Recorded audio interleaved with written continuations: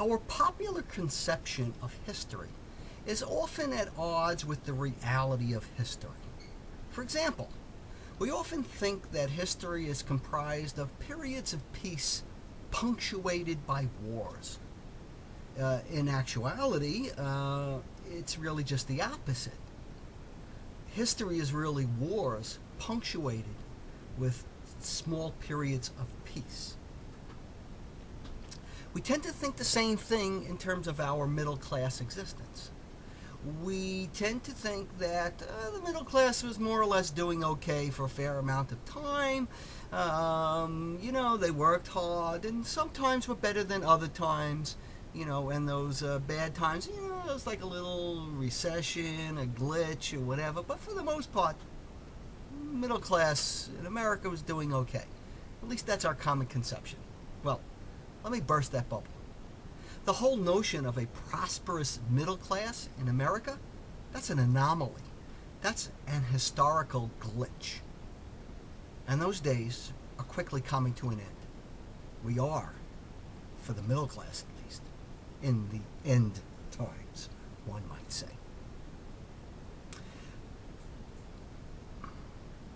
The question is, how did we get to this particular point in history where we had a prosperous middle class and then suddenly it disappeared?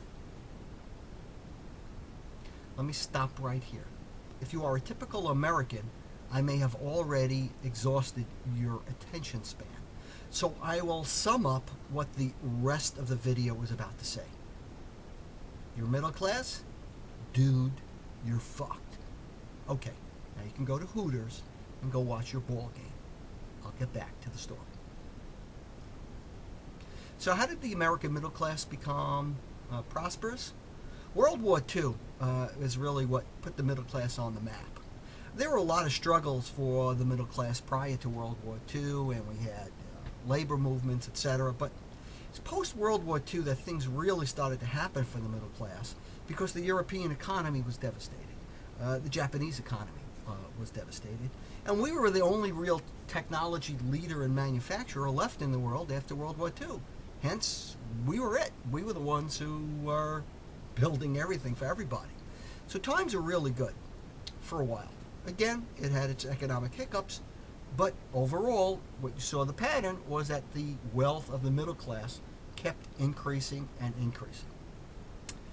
Well, this started to become a problem, especially as we started to get into the 1970s. The power of labor was increasing enormously, and some people were really getting perturbed by that particular event.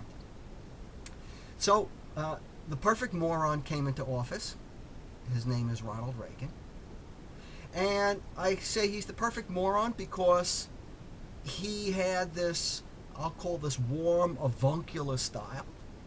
And he thought he was doing the right thing, when in actuality, he screwed over the whole country. He put certain things into motion, certain ideas, and gave it this warm, fuzzy feeling to it, and made America feel good about itself. And as a result, what we have now is really the logical outcome of that, of what Reagan had put into place. For example, he got us to feel bad for the poor, downtrodden, wealthy. So we rearranged the tax code in order to redistribute the wealth upward to that poor, downtrodden minority of wealthy people. He taught us how to handle organized labor. You fire them. That's what he did to 50,000 Patco workers. Just get rid of them. So there began the assault on labor. He also convinced us that government is always the enemy, and privatization is the way to solve all problems. We saw how well that's worked out. Enron, AIG, etc. What we were sold on, beginning in the Reagan era, and accelerated for the next 30 years, was the service economy. The service economy is really a euphemism for non-unionized, low-wage jobs. Oh, sure, we were having a great time with the internet boom, etc., but what have we seen? We've seen that a lot of those jobs can easily go overseas, and that's exactly what happened. By the time Obama walks into office, we've had over 30 years of Reaganomics, and we have a total economic collapse brought on as a result of Wall Street shenanigans.